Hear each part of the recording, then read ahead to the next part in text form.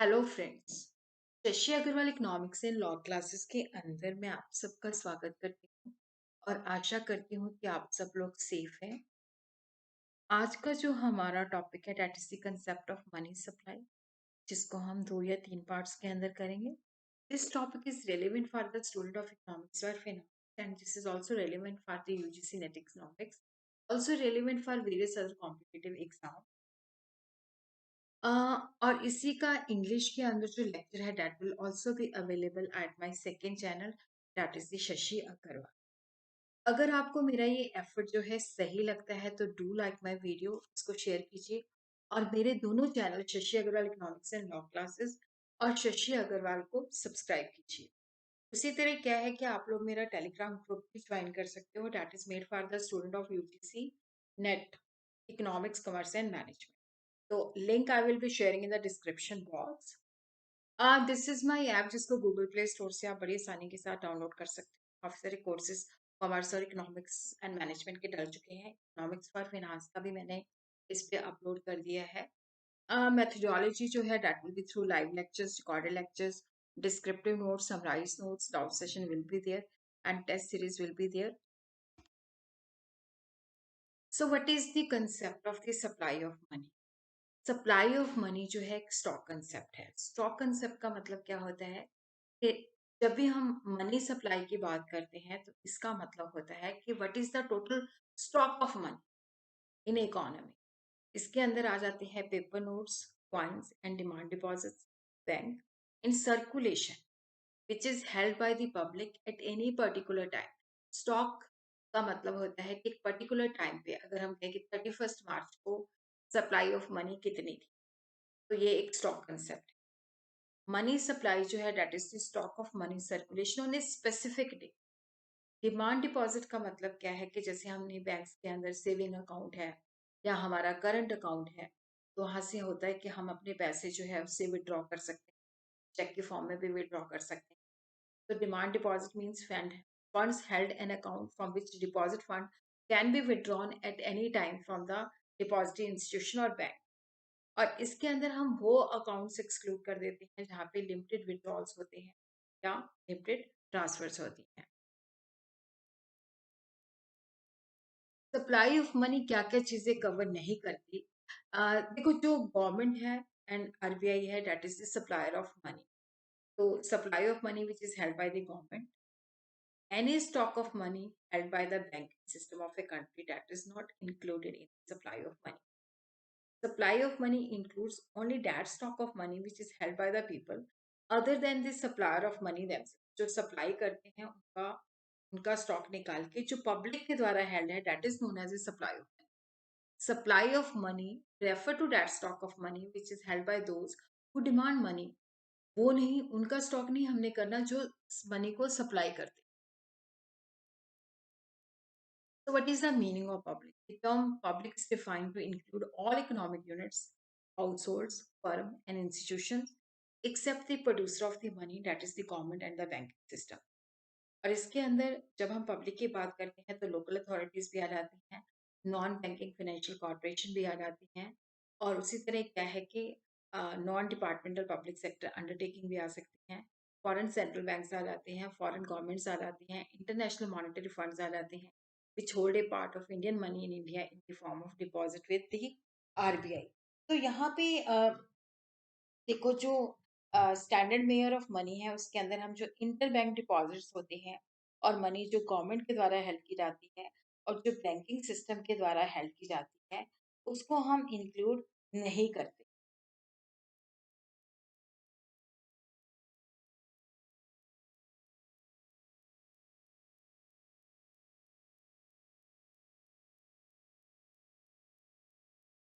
Money supply जो है इसको हम मेयर कर सकते हैं, द क्वांटिटी ऑफ मनी जो है जिस would be mayor.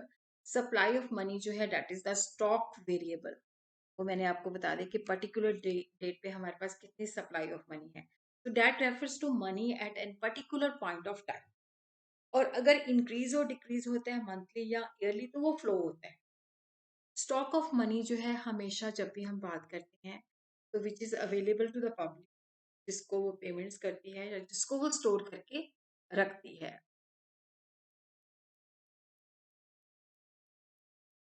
So what is the significance of the money supply?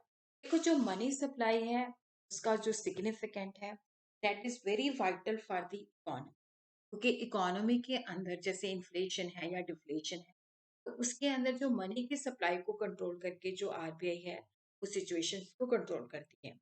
और मनी की सप्लाई अगर बढ़ती है तो वो हमारे इकोनॉमिक डेवलपमेंट के प्रोसेस को इफेक्ट करती है। और साथ साथ क्या होता है कि इकोनॉमी के अंदर जैसे मैंने आपको बताया इन्फ्लेशन क्या डिफ्लेशन है, तो जिसको देखते हुए आरबीआई जो है एक्सपेंशनरी और कॉन्ट्रैक्शनरी जो है मॉनेटरी पॉलिसी अडॉप्ट करनी है वो करती है। और इकोनॉमी अगर हम कहते हैं कि हेल्दी ग्रो कर रही है, तो इसका मतलब है कि वहां पे ना तो इन्फ्लेशन होना चाहिए ना ही डिफ्लेशन होना चाहिए। तो वहां पे माइल्ड इन्फ्लेशन जो है कि जब गवर्नमेंट जो है डेफिसिट फाइनेंसिंग करती है, जब नोट्स प्रिंट करती है, तो वहाँ पे क्या होता है कि डिमांड को इंक्रीज करती है, जिससे जिससे क्या होता है कि इकोनॉमी के अंदर एम्प्लॉयमेंट बढ़ती है और लोगों का स्टैंडर्ड ऑफ लिविंग इंक्रीज होता है। बट अगर क्योंकि ये जो है माइल्ड इन्फ्लेशन स्टिल बेनिफिशियल है, बट अगर बहुत ज्यादा हाइपर लेवल पे इन्फ्लेशन हो जाती है तो that is not good for economy. तो यहाँ पे जो रिजर्व बैंक ऑफ इंडिया है वो मॉनिटर मनी सप्लाई को कंट्रोल करके रखता है ताकि डेवलपमेंट हमने अचीव करना है स्टेबिलिटी। तो management of money supply is very essential अगर इकोनॉमी चाहती है कि कांस्टेंट रेट जो है इकोनॉमिक ग्रोथ का अचीव किया जा सके। So who are the supplier of the money? Government issue 1 rupee note and all other coins. RBI जो है पेपर करेंसी इशू करती है, वहां पे मिनिमम रिजर्व जो है 200 करोड़ का होना चाहिए। और ये जो रिजर्व है that is in the form of gold and foreign securities. Value of gold जो है that should be 115 crore. India के अंदर जो आरबीआई है that is the principal supplier of money. Higher power money जो मॉनेटरी अथॉरिटी इशू करती है that is the source of all other forms of money.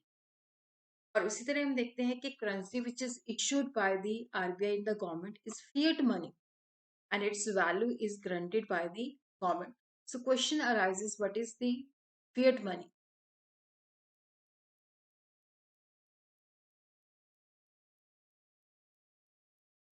Fiat money refer to that money which is issued by the order or authority of the government.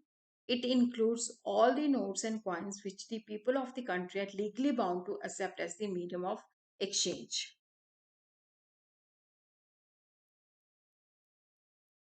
Bank money supplier of money, देखो यहाँ पे मैंने आपको बताया कि fiat money क्या होती है।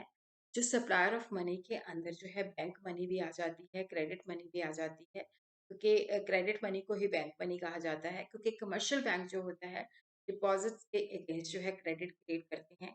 तो कमर्शियल बैंक जो है डिमांड डिपॉजिट के बेसिस पे मनी सप्लाई को क्रिएट करते हैं। तो reserve which is held by the commercial bank with RBI is that part of the high powered money, but it is not part of the money supply. अब देखो जो high powered money है उसके अंदर commercial bank जो है जो reserve वो हेल्ड करते हैं आरबीआई के पास, वो उसका हिस्सा है, बट वो मनी सप्लाई का हिस्सा नहीं है।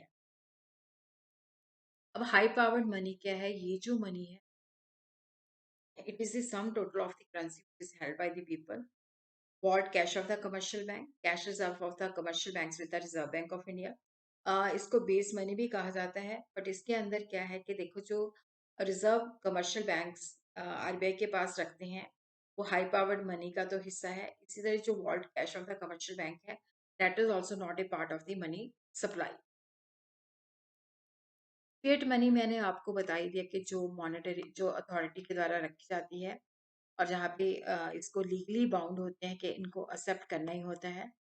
उसी तरह हम देखते हैं कि what are the various measures of the money supply. M1 है, M2 है, मतलब these are the alternative measures of the money supply, M1 और M2 और M3 और M1 के अंदर जो है क्या आ जाता है?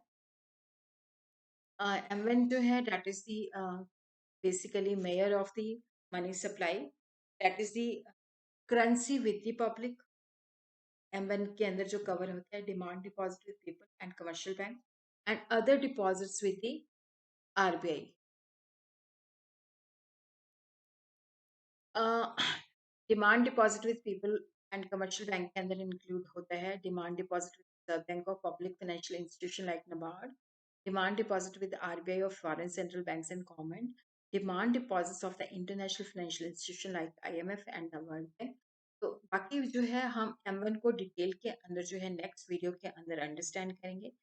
इसी तरह आप मेरी ऐप को डाउनलोड कर लीजिए और मेरे channel Shashi Agarwal economics and law classes को सब्सक्राइब कर लीजिए। उसी के साथ ही I will be sharing the link of my Telegram group, उसको भी ज्वाइन कर लीजिए ताकि आपको यूजीसी के रिगार्डिंग जो है लगातार आपको वीडियोस और मटेरियल जो है वहाँ पे मैं आपको अवेलेबल करवाती